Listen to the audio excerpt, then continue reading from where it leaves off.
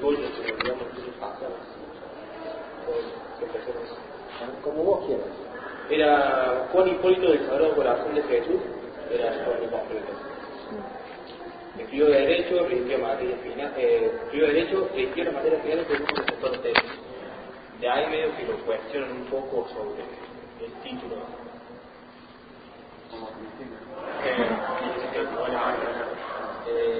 Profesor de Filosofía, Historia Argentina y Producción Cívica, vivía de rentar campos y su sueldo se lo donaba a los asilos de niños. Eso fue, bueno, después encontré lo de autismo, lo que hablamos. Su asunción fue el 12 de octubre de 1916.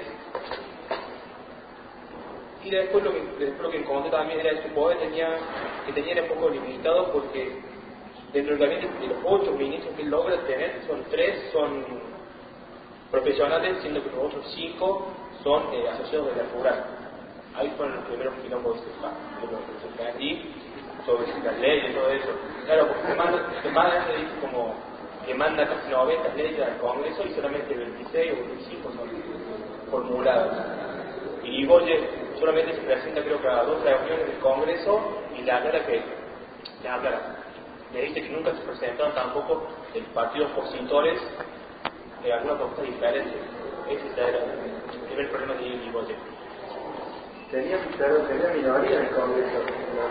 Claro, pero tenía todo, digamos, él cuando, tengo algo que un poquito tiempo atrás, cuando él asume, son de las cifras, eran 1.145.000 ciudadanos habilitados a votar. El 10% solo votó, que eran 745.000. La UCR logra 340.000 votos y los conservadores, iban con Rojas Cerú, logran 150.000. Yo acá anoté en forma de medio bastante importante que se pasaron 3 intentos revolucionarios y una resistencia civil y política al conservadurismo. Dejaba el gobierno y se lo trincheraban en el Parlamento. De ahí, bueno, justamente, después lo que dije anteriormente, por el tema de la ley. Se mandan todos los conservadores van directamente al Parlamento. Bueno, vamos un poco con la...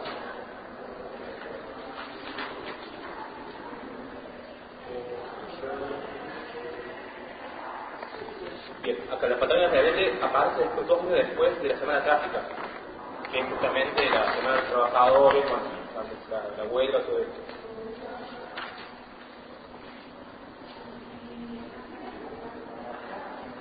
Bien, se produce después de la Segunda Guerra Mundial, de la Primera Guerra Mundial, perdón, dejando los productos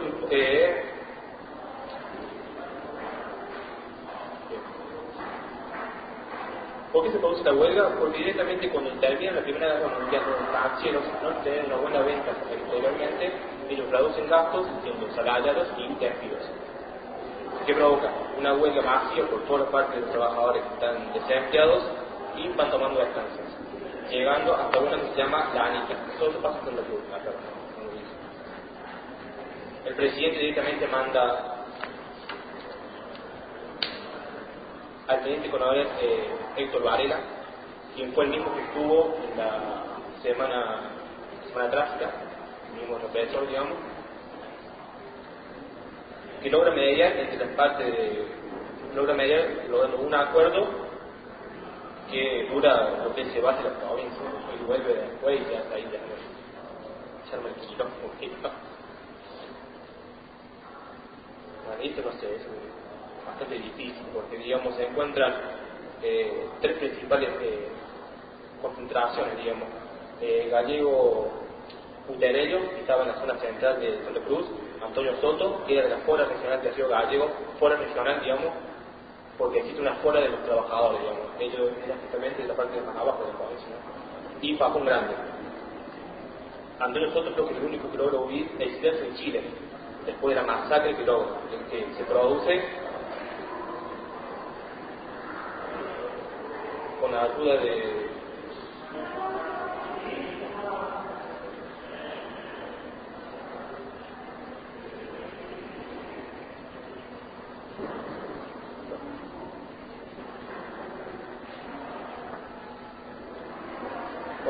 acá lo que me logré fue como después de toda la sangrienta guerra que se produce en Santa Cruz, que los 400 trabajadores que entregaron a la estancia un poco de sus viviendas, alianzas, dinero, cheques, relojes, medallas, monturas, y que repartieron todo el...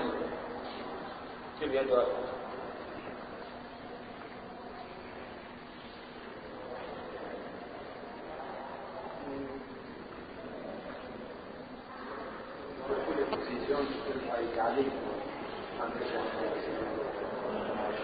Bastante desconocido, porque lo único que se conoce es que se escribió de una banda barrera, de ahí el muchacho se encarga como canciller parte de la Liga Patriótica a reprimir justamente los que logran escapar se exhiben en Chile y los que no se quedan ahí son 400 que pueden nombrar que se despojan de todo. Y después tiene por otro lado Varela justamente es reconocido oficialmente en este gobierno como uno de los mejores coronel, y al cabo después de a los días lo asesina de 4 tipos. ¿Tiene alguna opinión, alguna de ustedes sobre la situación de la práctica? Los acontecimientos en aquel momento.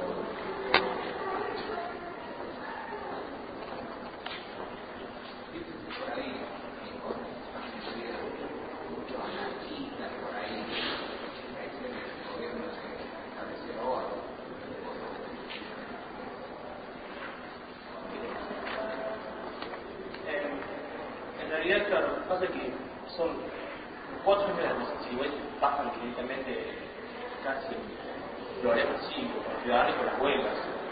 Y en la clásica una, después pasa una con todo lo hecho en Santa Cruz, y son cosas, digamos, que han hecho de marcar más de historia, más de lo que hizo, digamos, como hablamos la otra vez de empleo público, justamente haciendo que el Partido Popular en el gobierno, esas cosas que yo las veo un poco más opacas comparado con lo que pasa justamente a todos los trabajadores. El fin de la Primera Guerra Mundial, ¿qué más recomiendan también? El hecho de que Inglaterra prohíbe justamente que se exporten cosas de nuestro país y que Argentina logra, lograr alianzas con Estados Unidos con el tema de los ferrocarriles, las carreteras, el tema del carbón, yo creo que el carbón era. Eso he entendido. Y ahí hay el crecimiento justamente de la mano interna laboral y ahí se premios, todos los premios y la forma. Justamente, o sea, como en Europa se produjo la crisis después de la Primera Guerra Mundial, eso obviamente repercute en todos los países, en todo el resto de los países, y por eso Argentina justamente se empezaron a cerrar muchos mercados, y eso produjo que los gremios que están más o menos bien fundamentados, que tenían un poco de sustento, se hicieran más importantes, pues se empezaron a cerrar y empezó a quedar cada vez más gente, más gente la idea de hacer que se empiece a fabricar acá en Argentina, digamos, fomentar la parte textil, la parte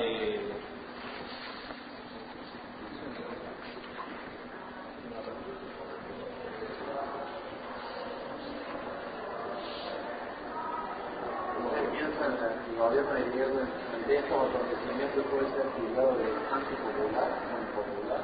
No, nada que eso tendría que ser la segunda presidencia, ya tiene el golpe de Estado y se suban muchas gente para eso.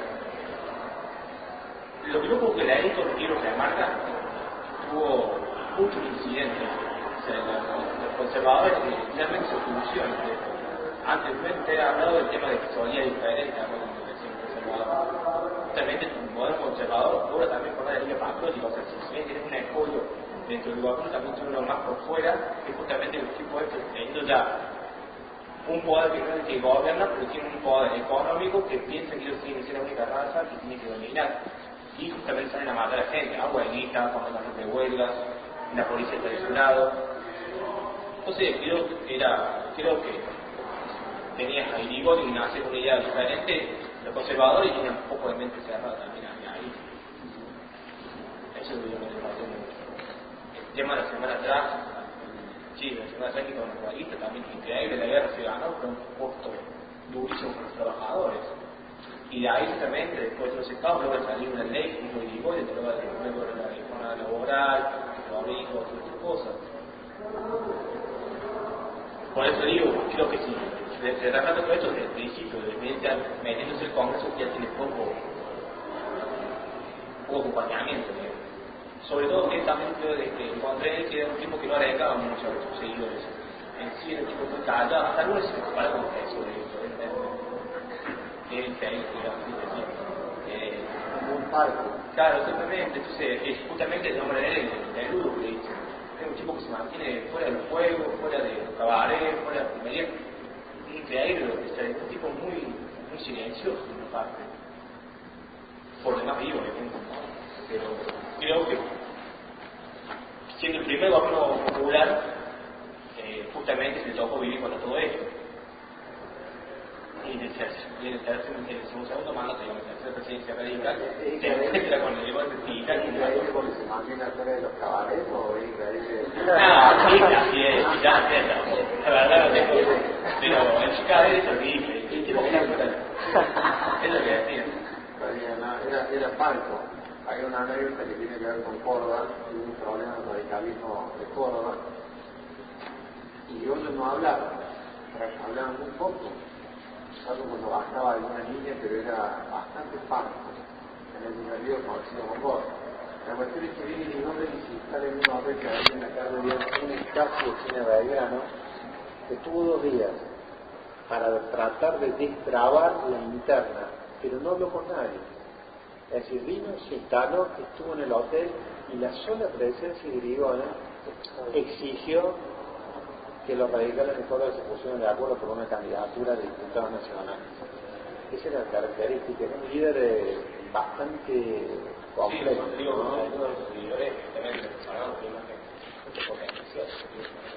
Para hacer una persona, nunca pasa así.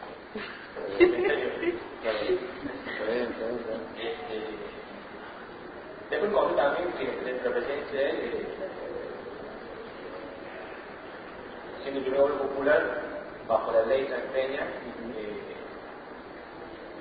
fue el segundo, digamos, partido, victoria ganada del Partido Radical, porque hay una elección previamente en Santa Fe, contra el mexicano, porque el radicalismo la anulan. Entonces la primera, ¿la anularon a esa elección de Santa Fe? En el 12, sí, 1912, la primera elección que se realiza en Argentina bajo la ley de Peña, que tiene lugar en Santa Fe. Para el gobernador fue una fuerza que mercantil, el resultado fue victoria del radical, bueno, pero a nivel nacional lo importante es que se logra la transparencia en parte electoral. Bueno, eso es lo que dice. Claro, porque la ley Sáenz Peña también dice que es el voto es secreto universal obligatorio. Lo de universal, digamos, se mantiene un poco medio. Olvidame la palabra por lo que se le decía en ese momento, porque se incluyeron mujeres, militares.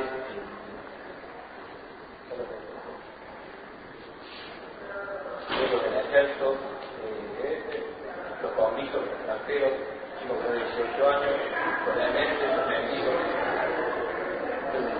Bueno, el aporte fue importante. Pero justamente cuando yo marqué el número de 340.000. No más, esto creo que fue universal en el sentido de que por lo menos el voto era secreto, eso es un gran avance. En este momento el voto era cantado y eso obviamente que va en contra de cualquier elección libre.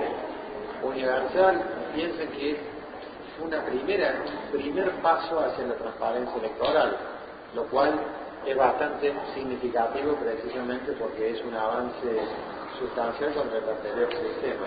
Obviamente que después se iba a ir puliendo de a poco, sobre todo con las luchas feministas iniciadas por Alicia Moró de Justo, para lograr el voto de la mujer, y hasta que llegó la época del peronismo, que se logra el voto por primera vez en la historia argentina de la mujer.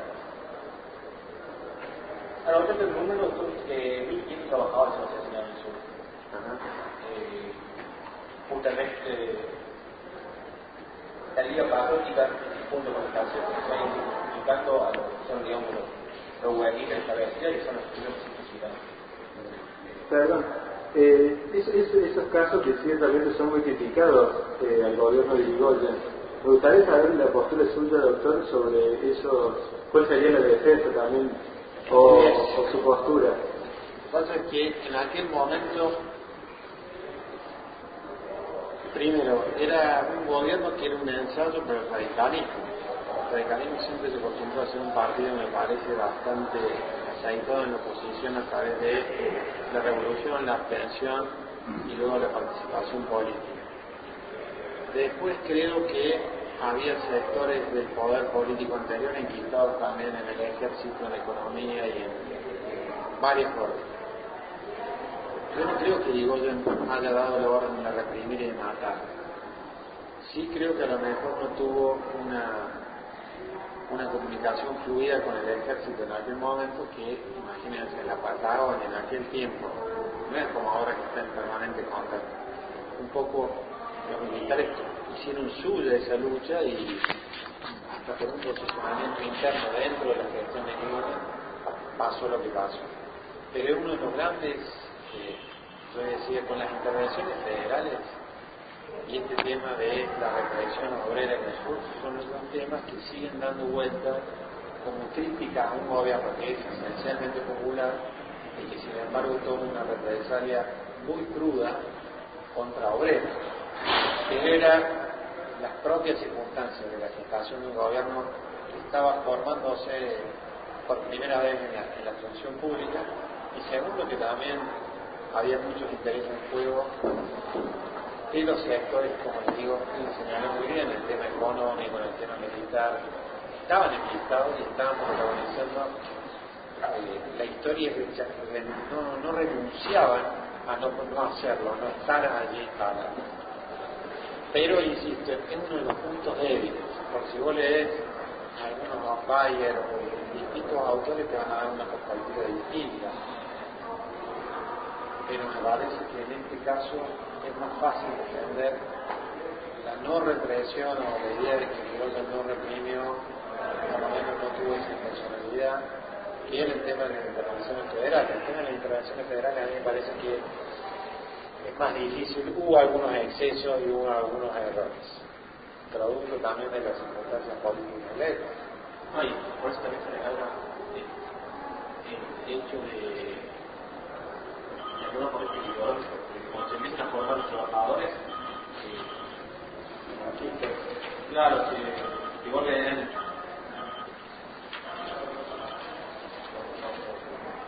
socialismo, anarquismo, sindicalismo, comunismo, marxismo, con mucha idea que se le puede hacer. Entonces también tenés un porqué, un poco, de todo lo que está pasando después. Y yo quería decir sobre el tema de las elecciones, si yo mal no me recuerdo, si usted corríjame, creo que Irigoyen gana Jorge, el sistema que existía en ese momento de votar o no votar el presidente, si no votaban los electores. Irigoyen gana por un elector solamente, si yo mal no recuerdo haber leído. Sí, porque creo que hace alianzas ahí con la UCR bloquista, no sé. Sí. Y gana y en el Congreso tenía, en senadores tenía muy pocos senadores también que venían ya de... Tenía poco número, pero insisto, por ahí más allá del número, era la falta también de experiencia, porque la abstención significó el radicalismo, la falta de formación y de capacitación legislativa. El socialismo tomó otro criterio, logró por ejemplo un legislador como Palacio, es decir, estaban acostumbrados a la gimnasia parlamentaria, a luchar, a imponer y a dialogar políticamente. El radicalismo no. Entonces desde el comité pasaron a ocupar bancos. Y muchas veces es comprensible, sin justificar algunas cosas, que esa falta de experiencia haya generado también algún ruido y algunas cuestiones institucionales que no eran las correctas. Porque la dinámica política en los comités no es lo mismo que la dinámica política en las instituciones. Entonces, por eso digo que es un gobierno en el sentido literal de la palabra inexperto, pero que se fue gestando y fue un buen gobierno. Fue un buen gobierno. Y es una parte de la historia argentina, de la historia del radicalismo, que quedó medio olvidada, nos acordamos mucho de la figura de Irigoyen, pero no de su gobierno. Y a su vez también, que ya vamos a entrar en la charla que viene, el tema del Alvear.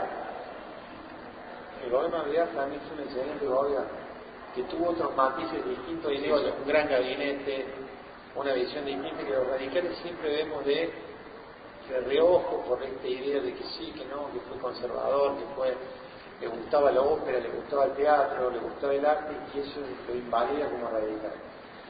Pero me parece muy bueno el enfoque desde el presente a no solamente la idea radical, la propuesta radical, la ideología radical, sino, bueno, los radicales en el gobierno, que es lo que nos achaca mucha gente. Todavía hoy son excelentes en la oposición, son brillantes legisladores, pero cuando tienen que gestionar no saben hacer nada. Y empiezan los críticos de Irigoyen con esto, las intervenciones, la represión, la independencia, la autonomía en materia de la Primera Guerra Mundial, y de la tortura. Siempre tenemos esa carga de poco hábiles o poco prácticos en la gestión de gobierno. Y ahí arranca. ¿Alguna otra opinión? Me interesa escucharlo a ustedes, por eso esta vez yo vine a escucharlos. Este gobierno de Irigoyen me pasó también a Alfonsín, que subió y tenía en el ejército conmigo vos también, quitado, pero no venía acá que venir. La sociedad también se agarra en muchos casos. Claro que sí. Yo me acuerdo, en el 2004 hicimos desde la universidad, festejamos, hicimos una jornada por los 10 años de la reforma constitucional. Entonces me dio uno de los grandes gustos de mi vida, que era ir a buscar a Alfonsín al aeropuerto. Llega Alfonsín, lo subimos a la van y me siento al lado. Y dije, bueno, hasta la ciudad universitaria tengo tiempo de hablar, estaba ahí. Y le pregunto el tema militar, Semana Santa, ¿por qué? Y él me dice, yo sé que me van a criticar toda la vida por esto. Me dice, Jorge, pero vos sabés lo que era levantar el teléfono y dar la orden de represión y que me diga el comandante jefe que no la iban a cumplir. Es decir, que no estaban dadas las condiciones en la jerarquía militar para cumplir la orden del presidente. Entonces, ahí él se dio cuenta que el poder militar, a diferencia de los actuales gobiernos, estaba vivo. Es decir, estaba rota la cadena de mando. Entonces tuvo que negociar y, bueno, punto de ponencia de vida, punto final y todo ese tipo de cosas. Por eso les digo que muchas veces uno quiere gobernar o quiere interesar la gestión del gobierno, pero los poderes vivos no están. Los poderes vivos están. Y estuvo. Muy bien. Buenísimo. Doctoras, queremos escucharlas. Bueno, no tuvimos mucha... Vamos a hablar. No, acá es igual, ¿no?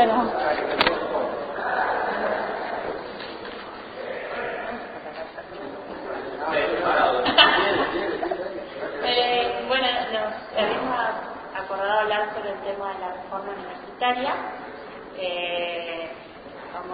Voy a tratar a grandes rasgos, digamos, porque no pudimos prepararlo con tiempo y vamos a preparar entre más que no pudieron venir y demás. Bueno, pese a las excusas, bueno, la reforma universitaria es un movimiento que comienza a partir de una huelga que se da en 1918 acá en la ciudad de Córdoba, la Universidad Nacional, con los motivos de reformar puntos como en lo que se daba la educación, por ejemplo, se planteaba la educación pública, laica y gratuita,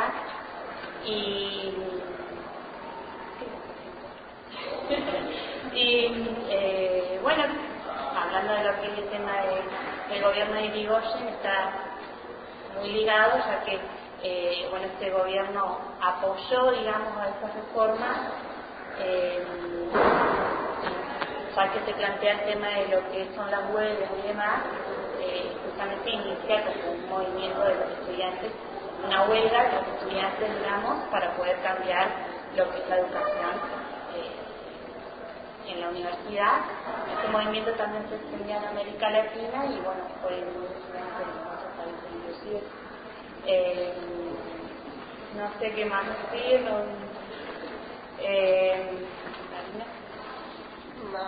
No leí.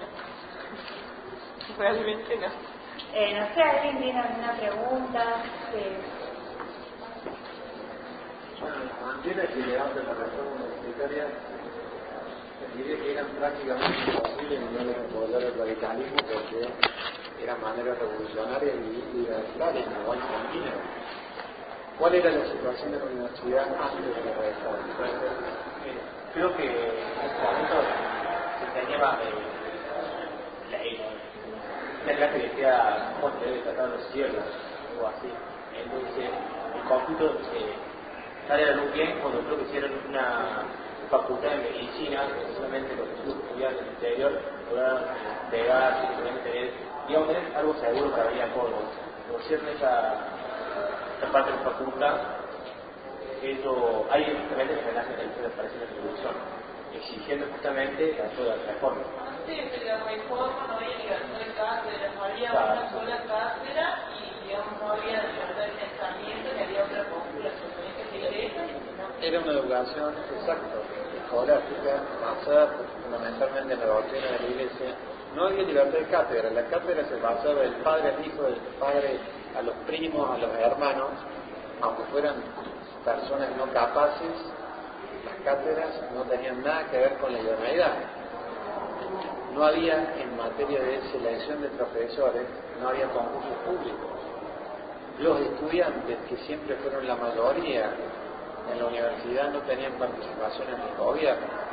Entonces, ¿cuáles fueron las banderas de la reforma? Libertad de cátedra, concursos públicos, co-gobierno universitario, a la mano de los estudiantes, autonomía universitaria y, bueno, un movimiento que, insisto, que lo más interesante, lo charlábamos el martes pasado, es cómo refleja que cuando un movimiento político tiene ideas claras y superadoras y a un objetivo a largo plazo, los movimientos perduran y se proyectan.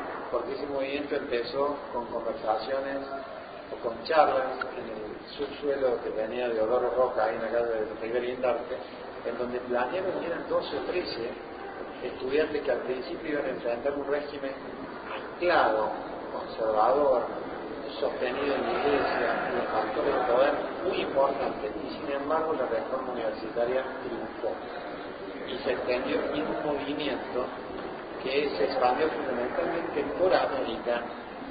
Pienso en Perú, pienso en Uruguay, pienso en Bolivia y después en Europa, en Francia, en todo a nivel global, un movimiento importantísimo y que es importante rescatar por dos cosas muy trascendentes, por lo menos para mí ahora. En primer lugar, es la continuidad del ideario de Mayo.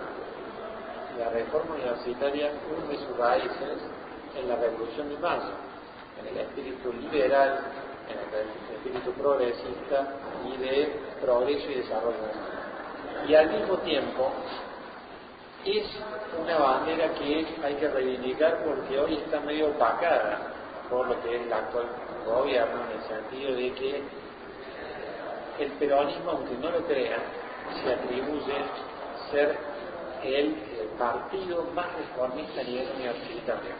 Y eso es una gran mentira. El peronismo fue todo lo opuesto a la reforma universitaria. Cercenó, primero expulsó a todos los profesores opositores, cercenó la libertad de cátedra, estableció un estatuto de gobierno, modificó los planes de estudio, limitó la autonomía universitaria. Y lo único que hizo el peronismo en el ámbito universitario fue, vamos a decirlo, la gratuidad de la enseñanza universitaria. Pero eso y nada más. Con lo cual es una bandera que hay que levantar, hay que reivindicar y que lamentablemente, salvo por los chicos de la franja, está perdiendo un poco de vigencia en el discurso o en la historia de nuestro país. Sí, esa de la gratuidad también es a la educación gratuita va a destacar, ya que en el primero de los negocios se dio esto al principio, en la huelga en la que se fundó el movimiento, digamos, el gobierno de Irigoyen, o él, apoyó este movimiento justamente porque, a mi entender, él es una persona que para poder estudiar ya era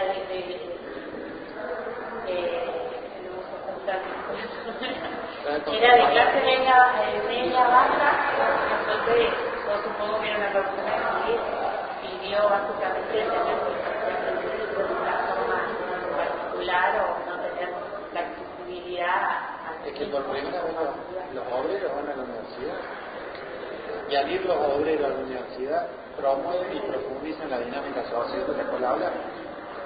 Es un factor fundamental. Imagínense Irigoyen, que participó en la lucha revolucionaria durante tantos años, cuando ve que un grupo de jóvenes persiste en la lucha y enfrenta un sistema anclado en el privilegio, ¿cómo no iba a estar de su lado? Por eso digo que es natural la asociación del radicalismo a la reforma universitaria, pese a que hay un movimiento neorevisionista que quiere hacer ver que en realidad el peronismo fue el factor determinante de la transformación universitaria, lo cual es una gran mentira. Yo le escuchaba a la presidenta el otro día hablar de que inauguró este gobierno 23 universidades. Eso está bien, está mal, pero se creen los grandes transformadores de la educación universitaria en la Argentina. No es así.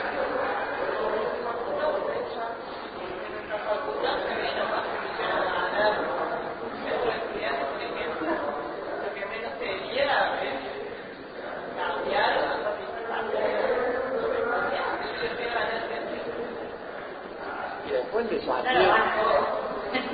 el desafío de reinterpretar esos ideales reformistas hoy. ¿Cómo continuamos, así como continuó la generación del 18, el alineamiento de la Revolución de Mayo, cómo continuamos hoy, o cómo tutelamos o cuidamos el acervo de la reforma universitaria, o cómo proyectamos lo que en esencia significó el gobierno de Irigoyen hoy? Porque es como si hubiese quedado en esto de que la política ahora se hace de otra forma, de que se mira hacia adelante y que no hay que mirar tanto la historia. Puede ser que nos tengamos que adaptar y adaptar, pero también es importante conocer la historia. ¿Para qué? Para ver cómo se resolvieron problemas y cómo hay situaciones distintas de poder que son exactamente las mismas, pero que toman distinta vestimenta, más moderna, pero que en el fondo son fugas de intereses económicos, corporativos, visiones conservadoras de la historia, y que el radicalismo un poco se ha replegado y no plantea frontalmente esas reivindicaciones. Y por eso estamos como estamos. El radicalismo en general, así como a mí me parece que en la época de Irigoyen, pensando en la reforma universitaria, era natural que nos vieran reformistas. Era una asociación lógica, radicalismo, reformismo. Hoy me parece que no sé si es así. Bueno, pero con los actores de la universidad que participa. Pero más de la universidad, yo me pienso que el radicalismo siempre estuvo asociado a la idea de cambio, de renovación, de reformulación, de revolución, de progresismo. Y a mí me parece que eso, proyectando esos ideales a la actualidad y tratando de adaptarlos, se dan, no se dan. Nosotros yo sí lo veo, digamos, como somos lo único, lo que siempre busca y es contra el resto. O sea, es como que querés sacar un proyecto o algo que beneficie a todos y es como que se empieza a armar un centro de estudiantes. O sea, todos tenemos la frase, así como todo, cada partido político. Y es como que uno quiere sacar un proyecto o quiere sacar algo y se empiezan a poner en contra haciendo eso. Pero más allá de luchar por los intereses estudiantiles, que es por lo que creo yo, por ejemplo, formamos parte, hay otro núcleo que buscan estar en representación de los estudiantes de la facultad, que más de tener en cuenta ciertos fines como estos, lo que quieren es estar en contra de otros, por ejemplo. O defender, por ejemplo, el PIB. Yo creo que se puede diferenciar, más allá de que la franja, por ejemplo, esté de la mano del radicalismo, por la historia, y por la reforma y por todo lo que involucra, fuera del poder o del gobierno a nivel estatal que se da, como el radicalismo, que es un partido para representar, digamos, al país. La franja lo que busca como educación estudiantil son los derechos de los estudiantes en la universidad, la autonomía, la libertad de cátedra y demás.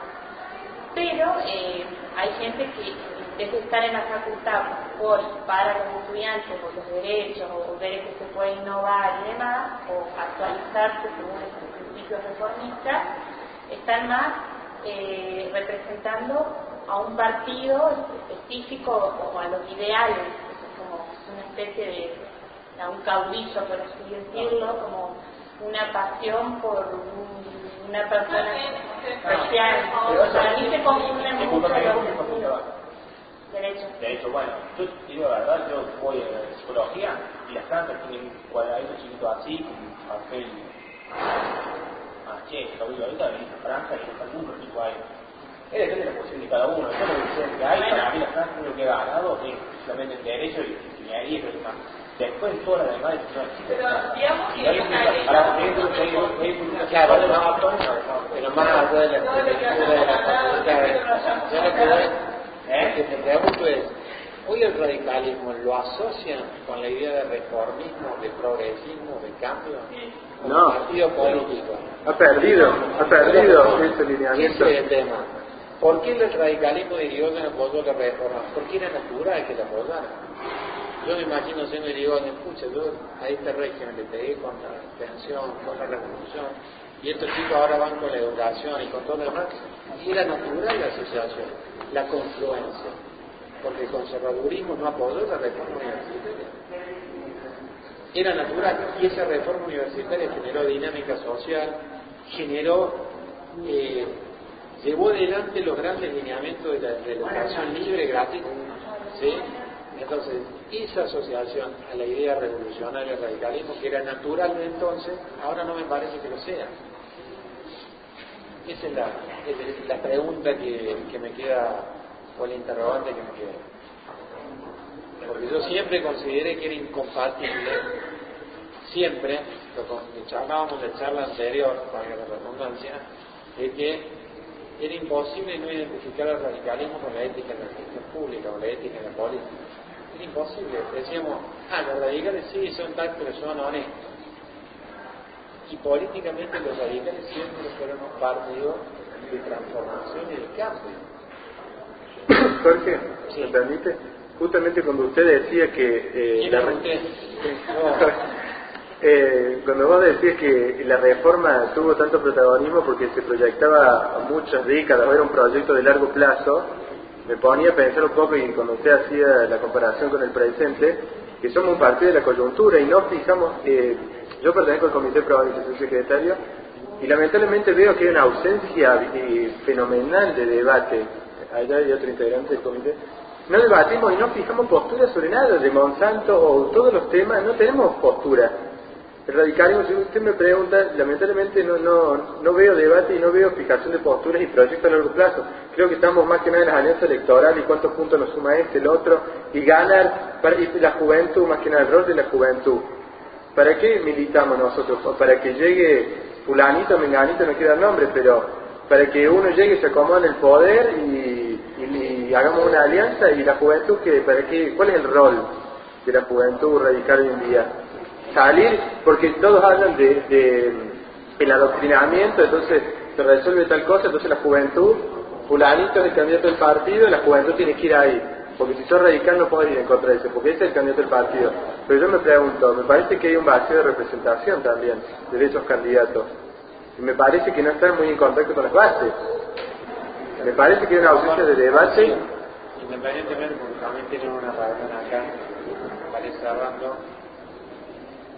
Antes que nada, una anotación al margen. Tienen que seguir el miércoles que viene en otros grupos, ¿verdad? ¿O no hay? ¿Cómo? ¿Hay otros grupos para el miércoles que viene? ¿Cerramos el Irigoyen hoy? ¿O Falta Latinoamérica, bueno. Sé que tienen una reunión a ver, para tener un poco cerrando. Primero, yo coincido con ustedes, el tema del rol de la juventud es clave. Es clave. Creo que habíamos conversado que el principal papel de la juventud hoy yo creo que es formarse y ser contestatarios, críticos. Uno analiza, ve en Facebook, en las redes sociales, en los diarios, es una juventud bastante complaciente en algunas cosas. Y eso no le sirve ni al gobierno ni al radicalismo, a nadie. Quedar bien con el dirigente de turno, yo pienso que una juventud tiene que ser todo lo opuesto. Marcar, protestar, marchar, llevar adelante posturas, ideología y todo lo demás, aunque no le den bola en ese momento. Porque si no estamos perdidos. Yo noto que el rol de la juventud en este partido y en otros partidos políticos es ser, no les digo obsecuente porque no me gusta la palabra, pero sí obsecuente con el gobierno. ¿Por qué no una actitud crítica? ¿Por qué no exigir rendición de cuentas? ¿Por qué no llevar una postura distinta? ¿Sí? Me parece que formación, una actitud de combate en el buen sentido de la palabra y defender ideales. Yo no creo que hoy por hoy, pese a lo que está, fíjense, el lenguaje tiene mucho que ver. ¿Cuál es el discurso que hoy impera en la política? Competitividad, beneficio, número, ¿qué ganamos? Es decir, está todo con una visión muy economicista. Y la política significa mantener y llevar adelante ideas.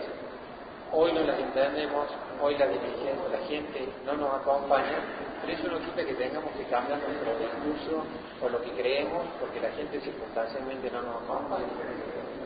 Entonces, formación, punto de partida, esto me parece excelente y se lo voy a recalcar todas las veces que pueda. Y en segundo lugar, tener una visión crítica, y no de que cualquiera hace cualquier cosa y hay que aplaudir. Mentira, no hay que aplaudir. Y hay que mostrar una posición distinta y quiebre. E insisto, la reforma universitaria le llevaron adelante 12 personas. La revolución de Mayo, un puñado de patriotas. ¿Por qué nosotros no podemos a ustedes fundamentalmente cambiar la historia siendo muchos más? Y con una visión que yo veo que opinan, critican, quizás sea un defecto de la organización, y de tener un poco de certeza que las cosas se pueden cambiar en base al esfuerzo cotidiano y a militancia diaria. No creen en las grandes personalidades, sino creen en el trabajo colectivo. Es una juventud clave.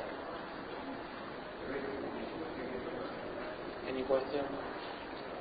No, yo quería decir que para formar una idea, una creencia, una ideología o oponerse a otra, como dice usted, es necesaria la formación, pero también para la formación hay que tener la necesidad de participar, o sea, porque la formación, o sea, uno puede leer en su casa, pero sin vamos a pelear, participar, no. Vamos a pelear que tengo el saco, no.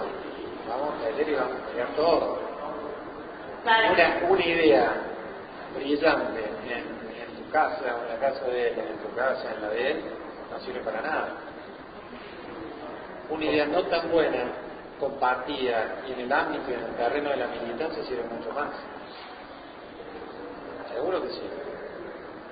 La política no es solamente la idea, es importante la idea, pero la actitud. La actitud. Y yo creo que estamos flacos en ambas cosas. Ideológicamente nos han pegado bastante y estamos como vacíos. El radicalismo no marca agenda política.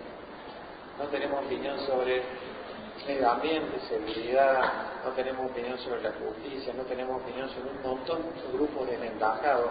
No hemos opinado, salvo raro, sobre el Código Civil. Como partido no hemos dicho nada de algo que está cambiando a la sociedad en su conjunto hoy. No tenemos una nueva agenda. Entonces estamos vacíos en algún debate ideológico. Sin duda, el radicalismo de Córdoba hace mucho que no debate. Y después en actitud. Y creo que esta semana han tenido ejemplos de lo que significa actitud. Actitud. Sabatini gobernó la provincia de Córdoba y viajó una sola vez a Buenos Aires. Gobernó 4 años, fue el gran gobernador, viajó una sola vez a Buenos Aires. Pero esto que nos marque el ritmo y el pulso mientras ven un partido de fútbol, la verdad que a mí me duele. Y esa es la tarea de reconstrucción. Esto de que vengan, un café y bueno, chao, una express, una media luna, bueno, andá y hacer. A mí me causó, a lo mejor no quién. Pero bueno, ese es un tema más de coyuntura, pero está ligado a la ideología, a las ideas y a la actitud. Pasen los siglos que pasen, son las dos variables que no pueden faltar en cualquier proyecto político. Y si no, ustedes saben cómo empezó la reforma universitaria. Cuando piden abrirse con Nores, los reformistas, Nores le dicen, no lo voy a recibir. Entraron dos reformistas como delegados y la rompieron en el escritorio a sillazo. Obviamente que después fueron a Cana y todo lo demás, pero que estaban convencidos de lo que estaban haciendo, sin duda.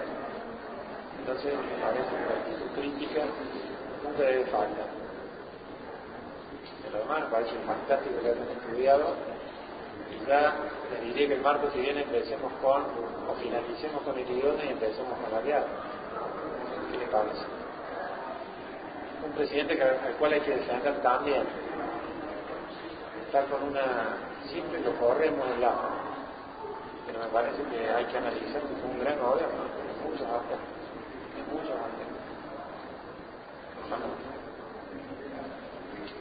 puede aliarse una paquete en medio, pero fue un gran gobierno, que se diferenció del gobierno de Irigoyen, pero que en los grandes hechos tuvo una continuidad, por lo menos para mí. Todo bien, los felicito, que se han animado. Que pasen acá tiene que ver con que en algún momento van a tener que hablar en el Congreso, en la legislatura, en el Consejo Deliberante, y van a tener que defender la idea pública. Así que felicitaciones por haberse animado también por eso. ¿Verdad? Nos veremos el martes que viene.